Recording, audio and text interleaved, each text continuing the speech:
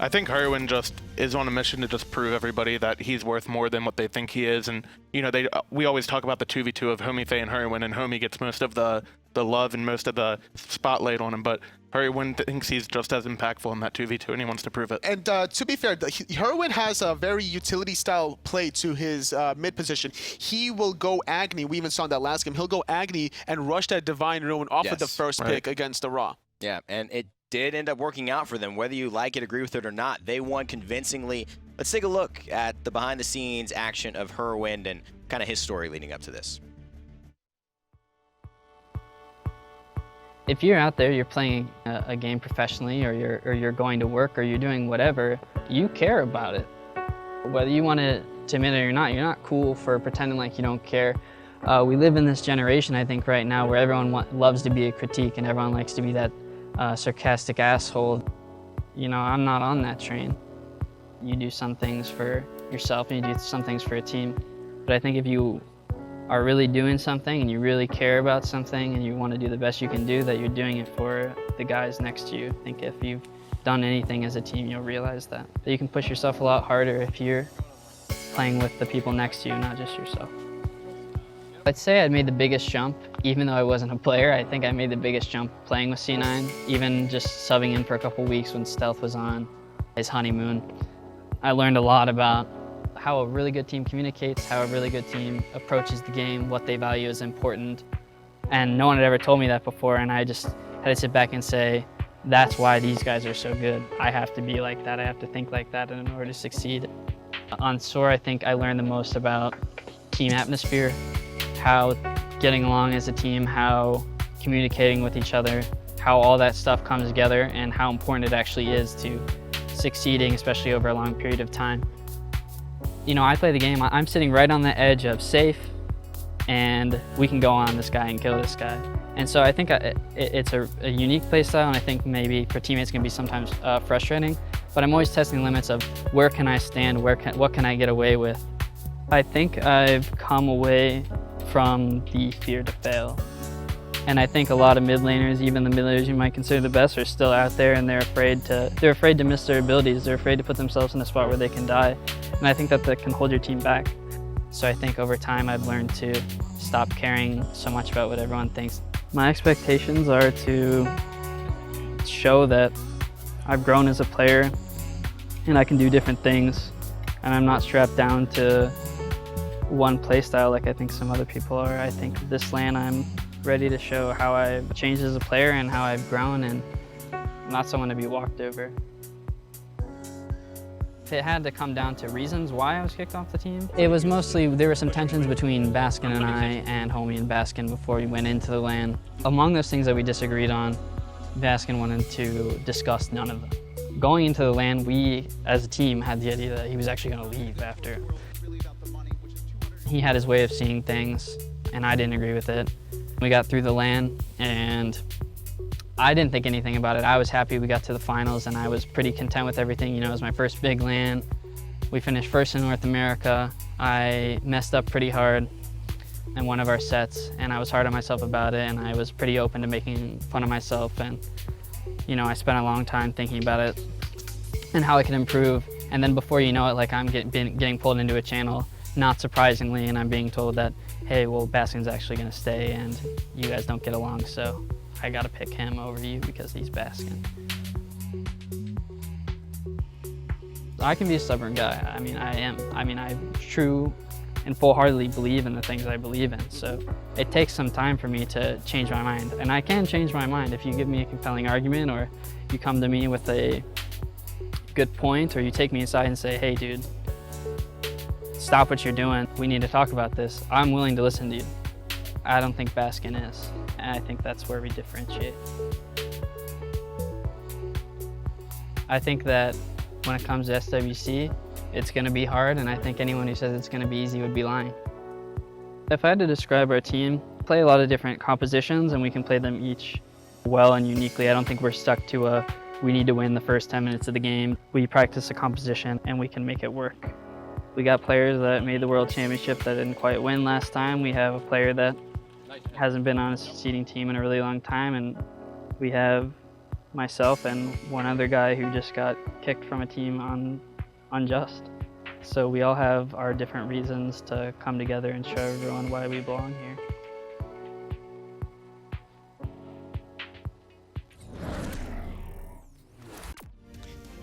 Well, I wish I had a bag of popcorn because that was hardcore drama right there. It looks like I'm glad he said it. Honestly, I'm glad he's being open. It seemed like he was very kind of just relaxed in his statements. He didn't really seem like he was worried about what the response was to be. He was just laying it all on the floor, and I like that, on the table, so to speak.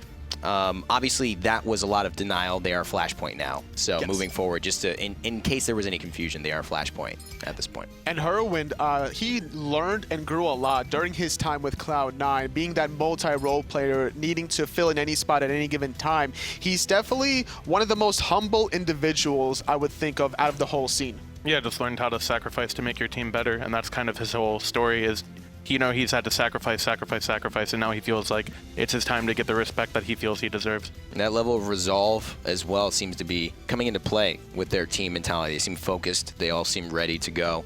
We do have a couple of picks and bans already on the table. Erlang Shin and Nemesis taken away by Eager, and Flashpoint respond with the Giannis and the Terra bans. So for Eager so far, they've selected Ra, Bastet, and Athena, while as Flashpoint, they've secured Sobek and Ratatoskr, which Homiefe was so successful in last game. Absolutely. And when I think of Hurriwind, though, I think of, you know, doing things for the greater good. The last game in this position, he picked up the Agni, trying to counter that Raw. We'll see if that's another option that Flashpoint will elect to do. I'm expecting the kind of style. It is going to be actually the Raijin, which brings a little bit more of the same style in terms of having the artillery long range with the ultimate, which could help follow up from Homiefe's aggression. Hurriwind's most comfortable and most played God as well, so definitely something they look for. The first 4 picks were actually the exact same, the only difference being the Raijin and actually the Athena for Eager, wanting more setup for that Ra that we felt they lacked that last game, and getting Auror's pick. Most likely Auror's pick could go to solo lane, just right ahead of the top 3. And I like that different style that Eager did, because in that position, instead of the Athena the last game, it was the Xing way, and that's not something that we're used to seeing out of Zap these days and ages.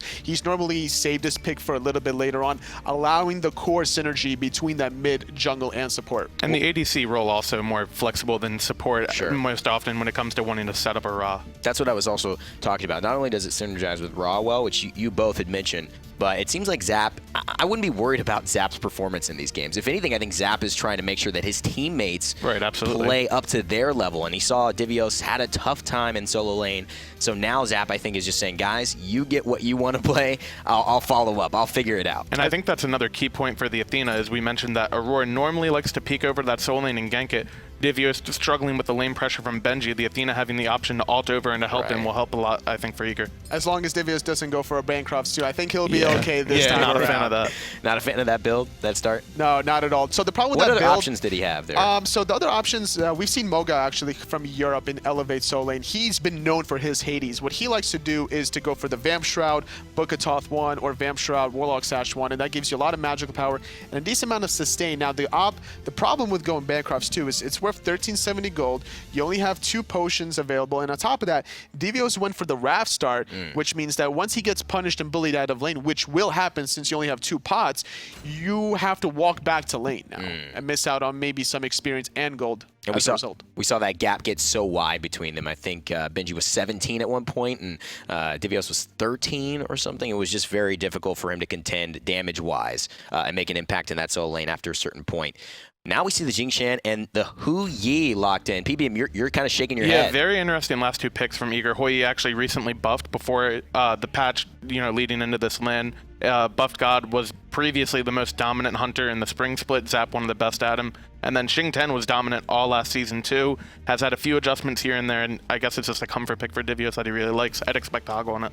I really like the double Guardian for Eager because now you have more control and options just to get the setup for the Raw. On top of this, not having that kind of control for your jungle side, playing the Bastet as DJ, he's relying on the damage. So you kind of are forced into this spot by getting a Guardian for Divios. There weren't too many other options considering Sobek was taken off the table. Ymir was another potential flex pick for them considering that there are 4 Dash Gods on the side of Flashpoint. I was really surprised the last game that the Hades was picked over the Ymir. Interesting style change out of solo lane too. The Hades and the Ravana both for lane pressure, the Xing 10 and the Amma more for team fighting, so we'll see how those 2 solo laners adapt to that.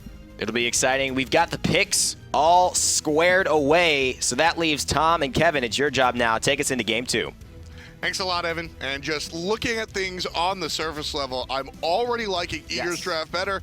They've got some hard CC. They have some hard CC, mostly coming out of the Athena. The draft actually starts the same way. Both the bans are repeated from both teams, and then on to the raw Bastet. And then obviously that Sobek gets picked up in response by Flashpoint with the Ratatoskr. And so both confident in their first initial picks, but I think Eager did make the adaptation. The interesting thing here is Hurriwind on Raijin. Hurriwind has a love-hate relationship, I feel, with Raijin, where sometimes you watch Hurriwind hit these big ults following up off of Homiefe, and he wins games off of those ults, most notably versus Soar, you know, when he was picking off Snoopy. Then you have the times where Hurriwind thunder crashes over mid-harpies to secure a kill on a support, and then he might get it, might not, and then obviously always dies in response. Listen, Hurriwind might have a love-hate relationship with Raijin. I have a hate-hate relationship with Hurriwind's Raijin. I don't think this character fits what Hurriwind does. Now, I don't hate what Hurriwind brings to the table. I actually love the fact most jungle mid synergies work backwards. Jungler sets up for the big bang out of the mid lane, right? Flashpoints works kind of the opposite. Hurriwind allows Homiefe to sort of carry the game, set up from the mid lane for the jungler. I love the way that works out. And here, Flashpoint, they're putting a lot of stock in what Hurriwind can do on this Raijin. So, I'm hoping things have changed a little bit behind the scenes. But Homiefe, it's his job this game to do a lot of the heavy lifting. Well, no Hades, but the Jington has Wrath. And it's going to be an invade coming out from Eager here. Homiefe just going to be starting up the buff. And here comes Divios. Hey, thanks for the speed buff. Puts a little bit of poke onto the Ratatoskr as well. It's going to make it harder for him to do that blue buff. And he's going to be late to lane. Good start from Eager. Complete opposite of what happened last time when Benji found that solo kill against Divios. It's a good thing Dry Bear's not casting this game. He's lactose intolerant. That was cheesy. Oh my word. Please get me out. Hey man, aggro's not here for a whole set. That's true. You gotta get at least one. No, but for real, just utilizing the Wrath very well. Eager able to start things off on a good note here for them. But I want to focus on Flashpoint's composition real quick here because they have almost everything that they want down the line. Shadowq, he's going to play Bacchus or Sobek every time you give him the option. Homiefe and the Ratatoskr, I think there are more iconic Homiefe characters, but it's a high carry jungler and a high carry character. And Benji on the Amaterasu is really what I'm looking at. This guy, I mean, he's great at a lot of things. His secondary invade the body on the blue blocks. buff. Aurora, okay. He's gone. Okay, Aurora. Quickly. Beautiful play by him. Not only does he come there, get in range of the blue buff, but he finds the perfect angle to drop the shield wall, keep Homiefe pressed against it without any way to get out, and then finds the taunt for the guaranteed second hit. He's trapped inside the blue buff, and Eager get first blood. And, you know, this is what I was going to talk about with Flashpoint, is that Benji and Homiefe are going to, well, they're going to have to be, but they're going to be your hard carries in this game. Typically. The Raijin is going to provide some artillery and lower players down. And like I said, it's kind of backwards. The solo laner and the jungler are usually the ones that put people in kill threshold, and then the mage goes bang, and I yell a lot, and they get a kill, right?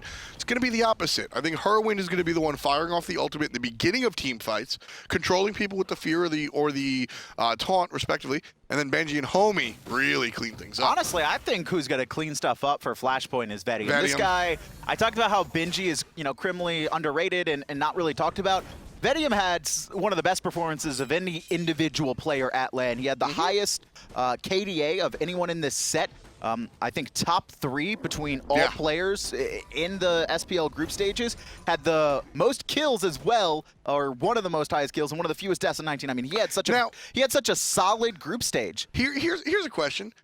How much? I mean, you don't have your stats right in front of you, but I'd be very curious to see how much of that was Neith and Ram. Because those are two characters Vetium plays Neith and Ram all the time. On her as well, though. He's sure, and the on her is the exception. But he plays Neith and Ram a lot. He plays Safe a lot, and Neith and Ram are characters that get kills without getting their hands dirty.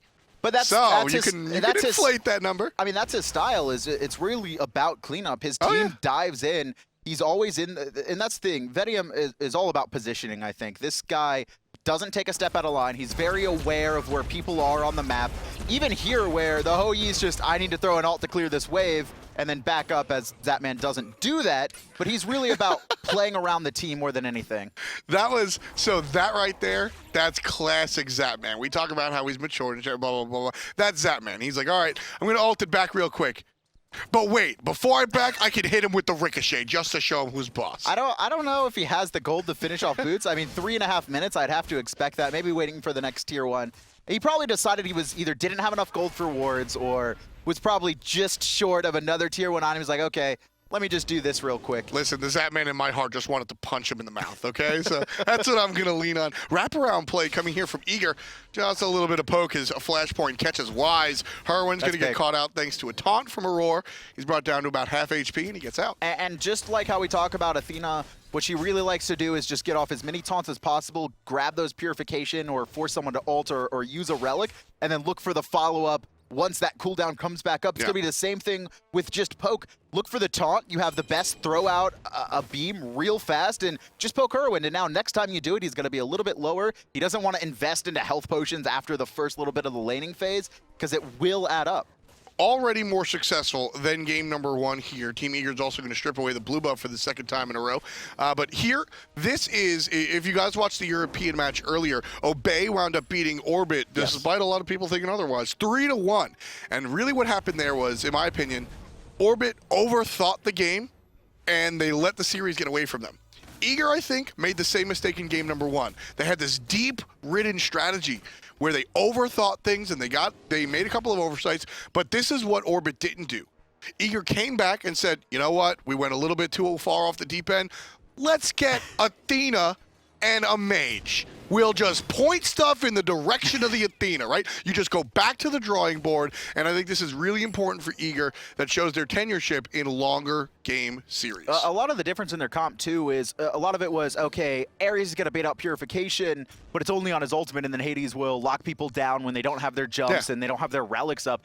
I think it works better for this game, where you have this Athena where it's not based on an ult. Sure, you're not going to be able to get as wide of an area when you find your CC, but it's just about doing it over and over and over again. And Xing's ult is just as influential in a team fight as Hades' ult. Yeah. It's a massive amount of damage, and also Hades may lock you in place, but with Xing 10, you're able to displace players in the direction you want. It could be away from your team. If you're worried about the fight, it could be towards your team. It could be straight into that raw ult. Yeah, I mean, this is basically the training wheels composition to the hyper-powered Suzuki that was comp number 1, right? Like, you've got it's easier to execute, but the payoff isn't going to be as large. The execution wiggle room on the first composition, Kevin, like, I'm laughing. If you think about making a mistake, you lose the game. Yes. There's no wiggle room. Here, and we saw that with Hades getting first blooded. you miss a taunt, oh well, you try again in 12 seconds, right? Like, it's not that big a deal. Vetium, just out of range of Missed that a taunt. But He'll this probably is try going to again. be a Gold Fury. At least look, I guess Zap's going to be heading back there just to farm up.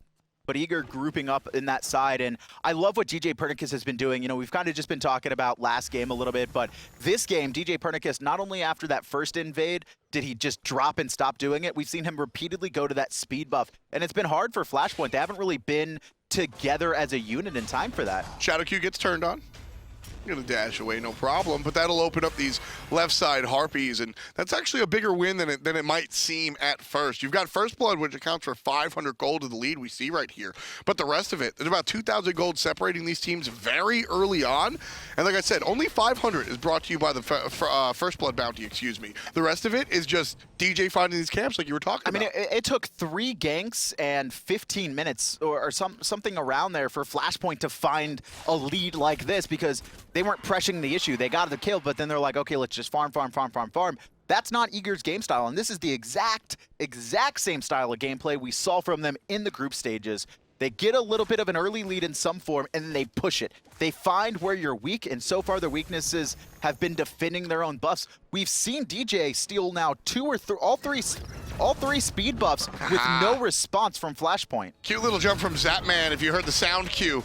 That was the ultimate out of Homiefe coming down in lane. Zapman heard it, jumps away, calls out to his homie, and Aurora's able to ult over there to the dual lane. So no harm, no foul, but Flashpoint do get out the Global Athena ultimate, but they trade out Global of their own, so I guess you win some, you lose some, heads up, tails down. And if Aror had this last game, I mean, it would have been the same thing where ganks would have been coming through onto Divios, but guess what?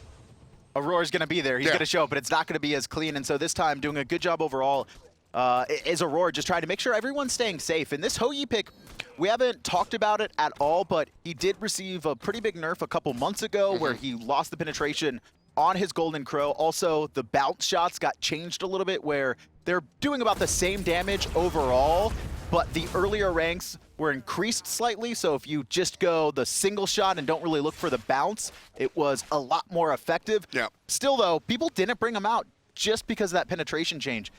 Now the current changes are a 20% slow on your ultimate for everyone in the area, and that's going to be so big on controlling these Gold Fury fights and objective plays that Eager is going for. Exactly. When you play Ra, you lose a little bit of area denial that a lot of mages come with. When you look at Raijins, when you look at Vulcans, right? Some of the classics. We won't put that one on the highlight reel, Lag. DJ. There's lag. Yeah, of course. The best on the Ra doesn't have that area denial. He's got a ton of, other nice superlatives to the Ra, but area denial is lost, so you get that a little bit with Zapman's pickup. And again, just looking for that damage on Shadowq, quickly dashes away, a little bit worried about his positioning. And Eager, I expect them to be starting up this Gold Fury within the next couple minutes. Likely look for a pick beforehand. That's what the team really likes to do. They don't like to just take 5-on-5 objectives straight up. They try and outplay you by rotating someone to the wrong side of the map or picking someone off who's looking to just defend that Gold Fury, thinking you started up. And I mean, Eager, they want it so bad. They're not even hiding it. We've seen him 4 times just kind of walk over as a unit. What's going on? Okay, just get the wards. Okay, let's just back up. They're here.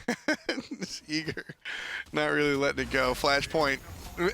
But to be fair, because of Eager's, can't think of a synonym for eager, because Eager is so eager to look for this Gold Fury here. Flashpoint, they're forced to stay local to the Gold Fury. So that issue that Divios had before, actually, look at Amaterasu wrap around the backside. djpernicus is going to be in trouble. Purification gets him out safely, and Auror's going to help out as well. Hurriwind blows his ultimate pretty much for no reason. They're lined.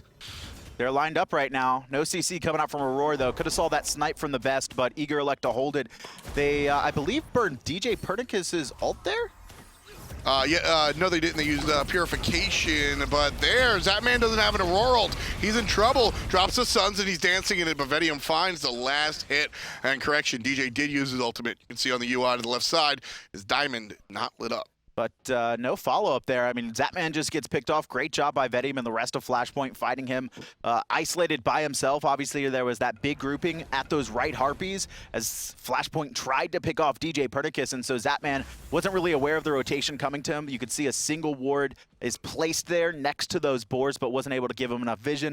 And he just gets caught out there. But he's actually done a good job in this lane, beating Vetium. You can see, if we can bring up the net worth, still ahead of Vetium despite that, and no Gold Furies have been taken yet. Yeah, that right there, that was just a communication breakdown, if you ask me, Kevin, right? Zapman realizes the fight's going on the right-hand side. Auror's ultimate is down, so he doesn't have an eject button. And the communication from everybody just, like I said, communication breakdown. They don't tell Zapman that everybody's leaving and go to the right side, so he just sinks like a lead balloon. And both Hunters actually electing for a Devourer's Gauntlet here. Risen back into the meta recently. A lot of people value this over the Aussie, especially if you're going for a crit build. It brings a little bit more oomph in the late game. Sure, you're not going to have that, extra little attack speed and pin, and it's a great bridge item. But by the time you get full build, your crits are going to be hitting so hard. Well, the old classic idea, when you think about builds, it's all formulaic, right? You have attack speed component, crit component, pen component, and power bank component. You see Transcendence and the Lifesteal gloves sort of swapped out a little bit here and there. Vetium has always stuck to this build, though. He's always liked the Devourer's Gauntlets, and that's because of the extra oomph, as you said. It just provides big, heavier hits, specifically in the mid-game. Oh, it's a bait, and actually Aror served up to the rest of Flashpoint on Half-Life, and the raw snipe off the mark. Shadowq is in trouble, though, with djpernicus' rotation and the last shot from Zap. And the Gold Fury is going to be picked up by the blue team. Eager trying to defend it away from Flashpoint. GG. djpernicus shows up, slows down Vetium. Benji's here as well. Ultimate out of the mid lane. Eager gets the Wrath, and he's going to take it out. djpernicus going to follow Divios as they chase Benji down.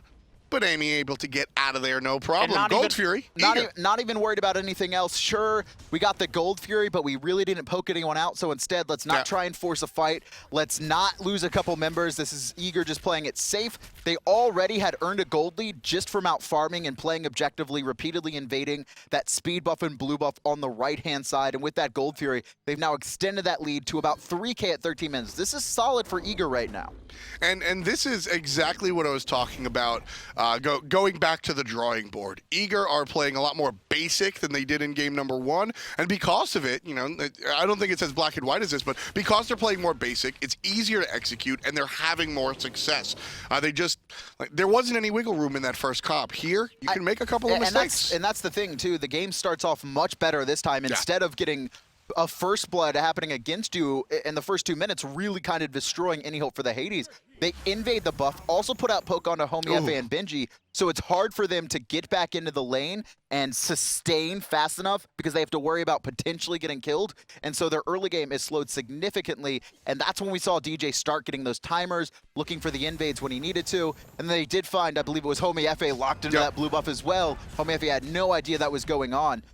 Funny enough, I actually talked to Barracuda after game 1, and he actually really did like the comp from Eager, but he said the same thing where it's only going to work from ahead. And so just that small instance of what happened in the early game kind of dictated the overall flow, and now we're seeing it the other way now for Eager. I'm thinking. I'm like theory crafting on my feet right here. Oh, man, right now, right here live at hi-rez Studios, theory crafting with Tom F. Battinger. That's a show nobody. Actually, once upon a time, me and Kret had a 2-hour theory crafting show. We had 13 viewers. You had me dead at you and Kret, and then when you said 2 hours, I rose up from my grave. They gave us a telestrator. We were drawing on the screen. The viewership was like Flareboot and Kret. Hey, that's it. But I'm sure Flareboot enjoyed it. In any event, I think if the composition number 1 was an Anher maybe instead of a Xing, you had a little bit more CC. Maybe it would have been a little bit less susceptible to execution issues. But either way, here in game number 2, things certainly looking a little bit more sunny for Eager as they pick up the Hou-Yi instead. And Eager is just extending this laning phase. They have no interest right now of breaking out into all-on team fights. A little bit of pressure from Flashpoint there into DJ's jungle, but he's just going to jump into his mid lane and actually put out a lot of nice return poke, too. Not that big of a deal for a Ratatoskr, who's just going to sustain up off of his passive. But that's a bigger deal for DJ because he's been missing those scratchies all game. Game number 1 as well. He's just been missing them. That's a Tollyism. That's a Tollyism, and I love it. Scratchies. Yeah, the Razor Claw. Well, Purification forced in the mid lane. That's going to be bad for Hurriwind. You have to expect Eager going to look to abuse that. And on the right-hand side, it's just a slap fight, like Polar Bear Mike said on the analyst desk. This lane is not really going to see a lot of action, a lot of kills. Sure, there'll be poke, but really it's about their impact once these team fights break out, once Eager decide to end the landing phase or Flashpoint decide to force it. I don't know who it was, but in our pre-broadcast meeting that we had on Tuesday or Monday, we were talking about Benji and sort of what his identity is, what he brings to the lane. I forget who said it, but he was like, look, doesn't matter what the situation is, Benji's always going to poke you. He's always going to look for a shot. He's always going to hit you. This should amount to absolutely nothing. But he's always going to look for that individual slap fight no matter what. DJ Pern thrown into Vetium. Couple shots into him, and actually this is bad for Vetium. And look at this, Homiefe reading it perfectly. Down into 3, and Vetium finds the shot. Nice block coming out of Eager, but Vetium goes over and gets the kill. Blocks can't stop the Ram, and Best just barely off of the target. And that's why you always want the follow-up. That's why you always want the CC into the guaranteed snipe. At the very least, they would have forced a relic out of Vetium, but he's not too worried. That was just a blind shot. Yeah, I mean, that was Best just going for it. That's the thing about Raw's ultimate is it's on such a low cooldown without even getting any cooldown reduction. If you plan on backing soon or there's no major objective to contest, you can kind of just throw it out there. Hey, maybe I'll hit him. Maybe he'll get scared in Sanctuary. Maybe he'll Purify, but I'm going to have it back up when I need it to be up. Exactly. Realistically, the idea that, every cycle of cooldown that your ult stays off cooldown is a wasted ult doesn't work out most of the time on these gods, but for Ra, it absolutely does. It's just barely about 60 seconds, and, 3 minutes go by and you don't ult anything. That's 3 ults you could have stolen a buff with. Yeah, I was about to say you could have looked for something. But Best actually switching up his build here in this game. Last time we saw him go an early Winged Blade. Obviously, the game went a little bit different, but now that he's ahead, he goes straight into the Rod of Asclepius, and this is going to be big for him because he's going to have a little bit of extra health, about 250, along with movement speed and bonus healing done to those around him. And we don't see a meditation, which normally Divios likes pairing with this Rod of Asclepius. When we do see it picked up on someone from Eager, he normally always goes meditation. But still, it's going to make this Raw harder to lock down and his heals that much more effective. Also a very different game. If you remember in game number 1, Benji's playing the slow mastermind. He's got a curse on Robin with built-in slows, plus he built a Frostbound Hammer in the third item slot, excuse me, right after Pestilence. Here, there's not that many slows around, so you can see the Rod doesn't have to opt for the safety from the slows. He can get some zoom himself, and he picks up the healing rod. Right now, Eager, they just want to go for this Gold Fury again. You could see him pinging it out. And this is just the Eager chess match. It's the same thing. I don't know what happened to game 1, but this is the Eager we saw in Group B, where it is everything is so calculated from every little bit of aggression. You could see them playing it out. Oh, trouble for Shadowq. You're going to be forced to ult at the very least here.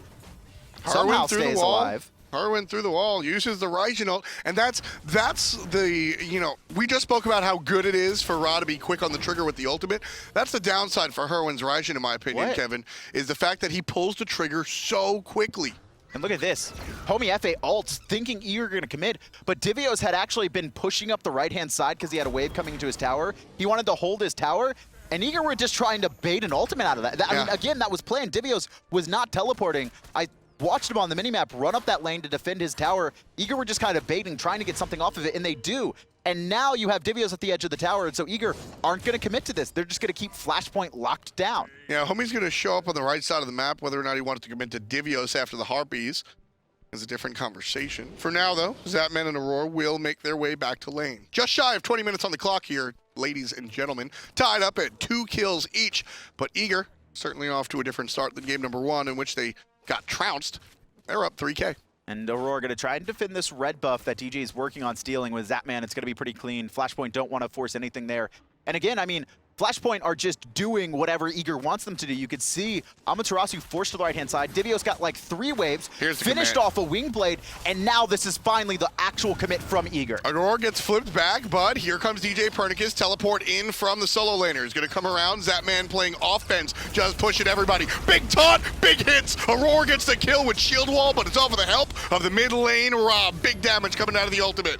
Deep is Benji. He's going to get picked up in the washing machine and slapped down by DJ. A lot of damage again coming out of the Ra. Divios chasing down Vetium as well. He's got no mana. He's not going to be able to jump away.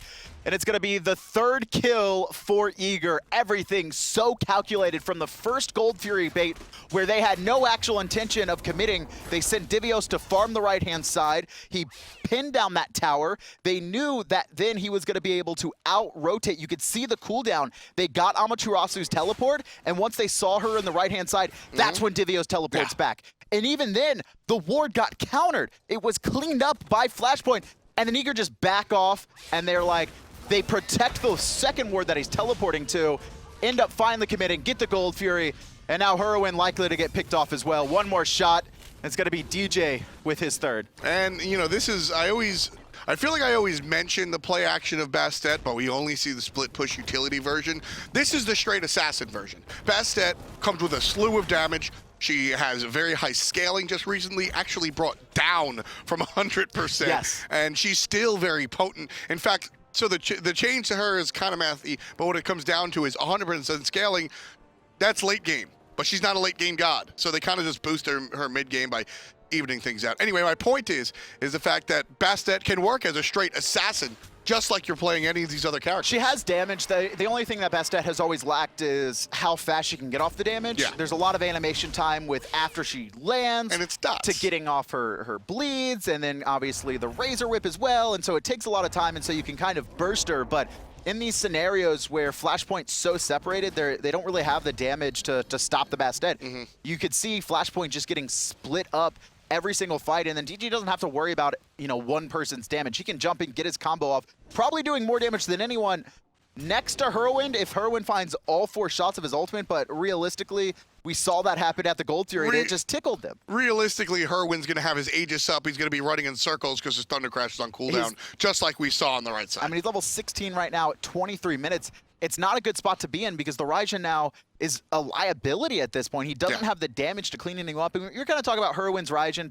to begin with, and I don't think Raijin has played this poorly. I don't think, Hurriwind has played this Raijin poorly at all. It's just been Eager dictating the flow of this game from the first invade. Well, I am not a fan of Raijin to begin with, and I know that's kind of sacrilege. That's not the popular opinion. Not as much anymore. But I think that Raijin actually has some problems. Now, he's not a god that can't be played from behind, but he struggles a little bit more so than the other options. His control is all out of his ultimate, and his escape is usually used offensively. So, Raijin, I'm not in love with the pick in general. I'm not in love with Hurriwind on the selection. In general, I think it was a misplay for the mid lane. Well, Eager right now in a prime position. They're about 8,000 gold ahead. Ooh, Gold Fury not going quick. to be spawning here, but all the tier 1s are down. I mean, it's just been kind of get a lead, knock down each of these towers, and now they're grouped up looking for a siege. At 20 minutes, Eager was ahead by 2,000 gold. Where did the other 6K come from? Came from the Gold Fury fight. All the 3 towers went down as well, and a couple kills getting picked up. It's all small instances that all happened within kind of this 3 to 4 minute marker. Yeah. Just 3 minutes, and you know it's just interesting how quickly this is all just spun out of control. Homiefe again, this damage spins out of control. Homiefe dies to the dot. We'll see you later. But Hurriwind able to take down DJ up close and personal. Divios answers back. Shadowq and Vetium still in the fight. Divios wants to keep Shadow in it. Here comes Aror trying to control him. Shadow's gonna have the dash up. Aror reads it. Pulls back. Just a safe play coming out from Eager here. They did lose djpernicus, and so I don't think they're going to want to push too heavily. But without Homiefe and Hurriwind, I mean, this is a great spot. The only damage that they really have to think about is going to be Benji's right now, and there goes his entire kit. Oh, he's brought down to half HP. He's going to slam down and stun too. By Here himself. comes Divios with the pancake flip, and he's going to be able to root Benji in place for the moment. Different fight up top that we see Zapman peel off of. Bang goes it, and TheBest takes down Benji. Just no juking from Benji. Thought he was out of range. You saw him get hit by just the tip of that. Yeah. It's a tier 2, 3 more kills, and we just talked about a 7K lead. Well, it's 10,000 now. 1 for 1. Told you Best didn't need any setup, Kevin. Hey, you got, yeah, I saw the one earlier in mid, though. It didn't go the same way. That was blind. He was shooting for nothing. It's the same thing there. I blame Benji. He didn't juke. He just walked straight. I'm assuming the best juke is the non-juke. And that's unfortunate because Benji in that spot is probably assuming he's got a really long dash and then also the movement speed aura. He probably thought he was out of range. Yeah. And honestly, I didn't think he was in range either. It was very close. Well, I mean, you know, that's the problem with that Ra ultimate. It shoots, sure, it's relatively skinny, but it's goes as far as the eye can see, from sea to shining sea. Please don't. You What? said you'd do one thing that's aggro-like. Well, that's 2 things That that's wasn't even that was bad. close. That was- Aggro would definitely say something like that. Aggro has fantastic, deep literary references like me. Excuse me. Sea of Shining Sea is not a deep literary reference. Sure it is. Everyone knows that. Yeah, but here's the deep reference comeback. Ra has an American skin. You see that? Okay. See how it's all connected? I got it now. It all comes together, just like the Gold Fury. Can't believe you. Everything has come together for Eager in Game 2, though. I mean, I keep talking, but I can't not.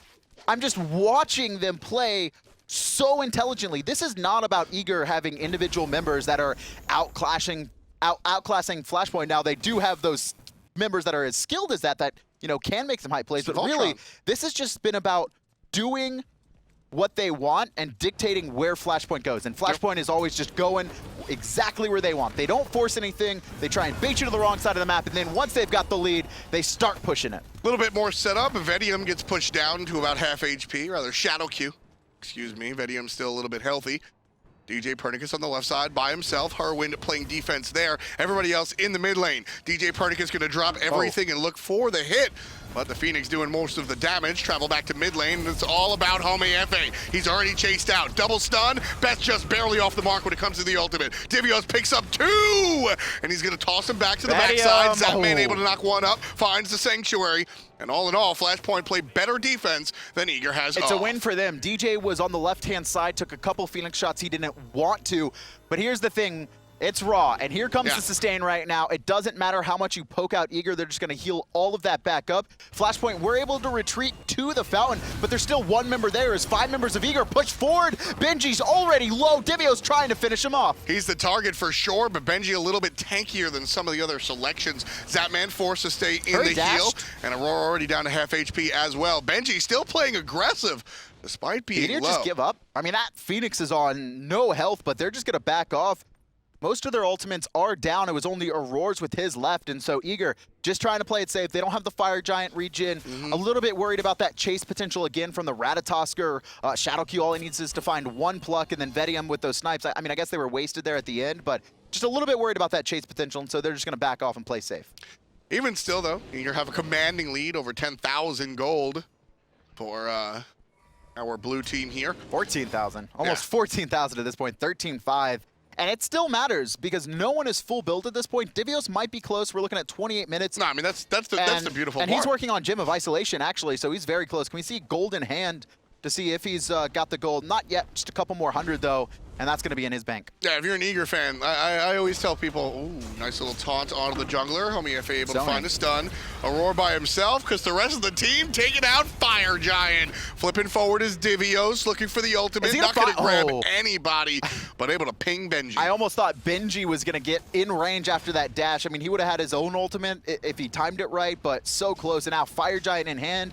The team's going to finish off this last Phoenix, and look at that. You can see Homiefe trying to split push in the mid. DJ sniffs it out, walks in there, clears the wave. Now Homiefe can't take that, and it's just going to be the siege as DJ lines up mid. And this isn't even, annoying complaint in chat about Bastet split push. This is just understanding that Eager don't need 5 players. I mean, has djpernicus used teleport? I mean, once maybe? To get, after he went to base to get to a Gold Fury or something? It hasn't been split push Bastet.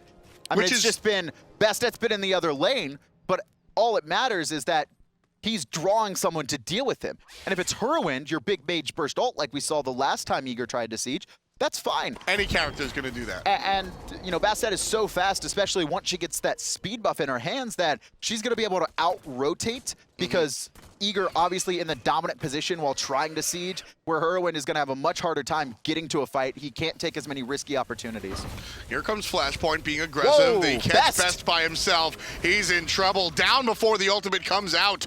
Vetium goes to the sky looking for some shots. Finds 2. Zapman in trouble. Very low. Activates the Sanctuary, and his jungler helps him out. Hurriwind goes down. Aurora trying to buy blood for Zapman. Just not enough. And now, Flashpoint actually pushing forward, looking for Aurora. He's going to be plucked back into the team in the middle of 2 right now, but Divios just trying to peel Aurora, just staying alive, and he's so tanky. Flashpoint investing so much into him that DJ's cleaning up in the back. And this is what Bastet does. The burst damage isn't there, but she's able to slowly tick you down and smack you down with the scratchies. How long till jump? Movement speed aura from Ama is going to allow them to get... Oh, he's going to TP where in front of him. Where you going, DJ? Where are you going, DJ? Oh, hey, Where bud. are you going, homie? Yo, Finds catch it, you. gets the kill, 1 shot. There it is. djpernicus cleans up. Finds him on the right side. Quick thinking coming out from djpernicus. He's looking hot today.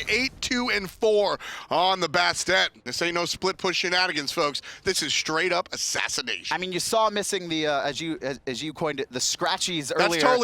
That's Tollies. He's finding the scratchies now, and djpernicus has been the man, honestly, for Eager. Everything he's done has been positive for them. 8-2-4, like you said, 12 out of the 13 kills he has been a part of. And here come the kiddies. Able to siege down the Phoenix all by his lonesome. Divios there just to provide a body. Gonna pick up 1, toss him the opposite way. Love the decision making from Eager. They could have maybe wanted to think about fighting that. Divios makes the decision. I mean, they don't have Raw, they don't have Ho-Yi, so there's no point here. They got the Phoenix they wanted.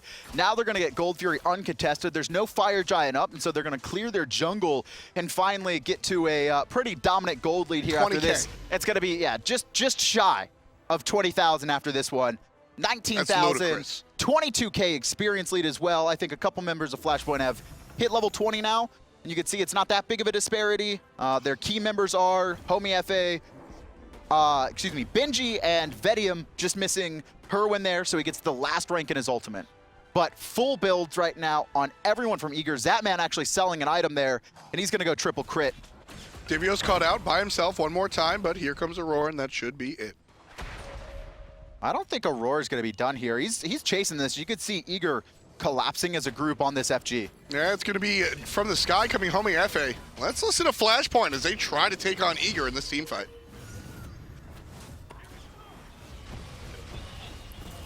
Should I hear? I should live actually, but they're like running to end. Oh, I'm dead. Yeah, they can definitely end. Yeah. That was our help. We play that like okay, I guess. I mean, it's just Okay. Yeah, we need to like pay attention to our words or whatever. Talk So about our that can level 1. happen. Yeah, but we also got picked a lot outside of that. What'd you say? We also got picked a lot, like, outside of the invade. Yeah, I mean like it's really hard to play the game. Like if they have them. And right there, you know, Flashpoint kind of knows that they've lost. Obviously, Eager coming into the throne room right now, but I think those conversations talking about next game happened maybe 15 minutes ago. Probably close to that. Once it got to the 10K, it got a little bit washy, but Eager answer right back after getting dominated in game 1. They're the ones dominating Flashpoint here. We haven't really seen a close game yet. It's been pretty one-sided in the first and the second one, but moving forward, it's going to be really interesting how these games play out, because I thought every single game we saw from this set would be very intense, and it just hasn't been that way. It's just been calculated play from both teams. After they got early edges, they just found ways to extend them. Well, Eager played as loud as that damn fanfare we get after the game right there. They struggled in game number 1, but then like 20,000 gold lead or just shy of it. I think that's the largest lead that we've seen here in recent in a while. memory. At least in the group stages, we didn't see a lead that big. Yeah, and they're able to just come out and just absolutely slay it by playing their own brand. They bring out the Bastet, the Xing as well, so really able to just slam it home. I'm very eager to see how the rest of this set goes because you see that Flashpoint sort of played their game, Eager have played their game, and now game 3 is where you got to see that diversion. I'm wondering if there's going to be any adjustments in the first part of picks and bans, because both times we've seen the teams ban the exact same gods, pick the first 2 gods as well. The Ratatoskr Sobek for Flashpoint. On the other side, it's the Raw and the Bastet. So it's going to be interesting to see if that dynamic is going to switch up at all, if anyone's going to go with a different strategy or kind of stick to their guns. Well, Eager's talking it over. We've got some friends that are going to do that as well. Evan, why don't you take us to the desk? Thanks, Tom.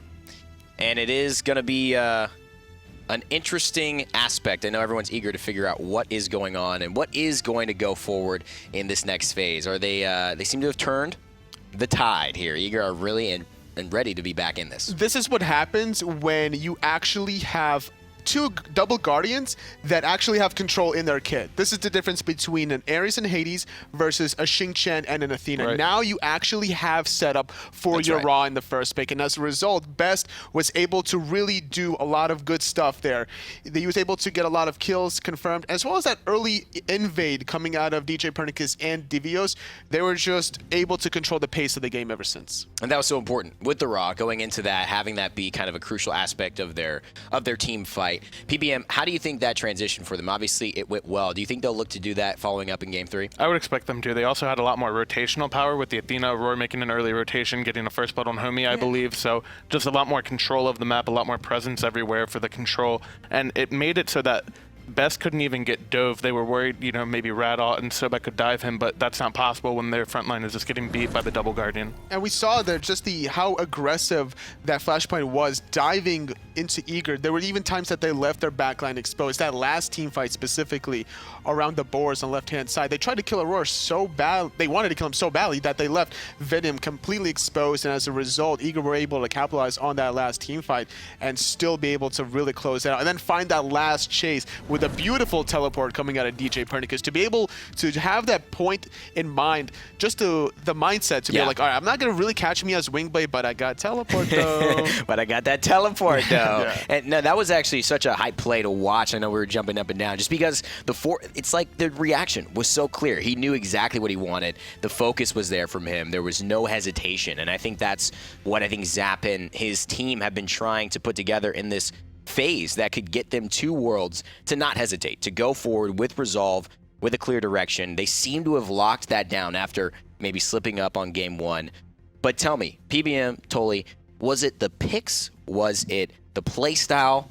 what was the big difference maker specifically in Game 2 that made Eager successful? I would say it was a combination of both, honestly. The Athena onto Aror helped set up the best a little bit more, and then just the early play of, like, we're not afraid to invade you right off the bat on the speed buff. We got the Wrath onto Divios. We're going to take advantage of this, and we're going to be able to make sure that you guys don't get off to an early game start, because we know what Homiefe is up to when he gets an early lead. It was the picks that allowed them to play the playstyle that they're accustomed to, that they want to play. I think if you're Denial, or excuse me, I'm sorry, Flashpoint, I think you maybe look at taking away that Bastet. It was previously in Group B. He would pick it in the bottom of the draft. Now, Pern clearly prioritizing it very highly. Maybe see what else he's prepared to bring to this LAN.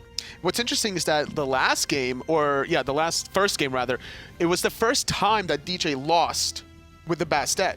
So now that he was still confident enough to be able to bring it out in the second game very early in the draft to be able to get another victory. So I'm very curious to see what else he has planned. That is an interesting question, the God pool. Where can he go from here? What is Eager able to do? They've been interesting and relatively successful with changing up their draft styles to where making compositions that teams aren't necessarily ready for, or they've got a strategy and this counters their strategy really well. If he is off the Bastet, what do you expect DJ to pull out next game?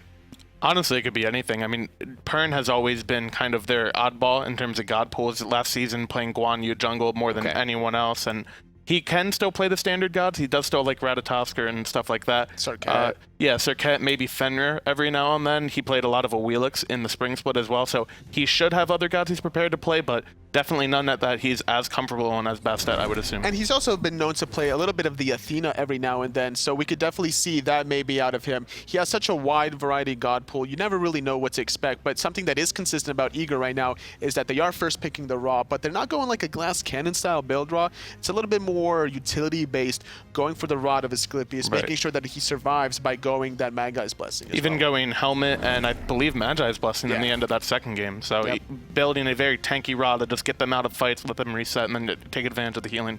Well, the Raw seemed to work out for them. A lot of things seem to work out for Eager. If you are just joining the broadcast, just want to let you know about a couple of interesting promotions we've got going. We've got the Smite World Championship Digital Loot Pack that is available for you to purchase. That is going to be 1,500 gems, but it'll get you a ton of cool stuff all around the theme of the Smite World Championship in January. We do hope to see you there. You'll see all of us there, hopefully, and you'll be able to hang out and obviously have some cool skins to boot. Chibi Hades, that's the one that I think we keep mentioning it. I'm going to say it every single time. It's the best one, man. We do this loot pack promo, man. It is the best one. It's one of the coolest skins, and I hope they do it for every god, to be honest. But you get a lot of everything you see on screen is coming in there as well, and just 1,500 gems. So you have an opportunity to do that. Also, we've got the drops program that if you want to link your Twitch account to hi-rez, to your hi-rez account, you will be able to actually get some extra stuff while you're watching. So just for watching Smite, you'll have the opportunity to gain an extra little bit of something going on in your Smite game. And this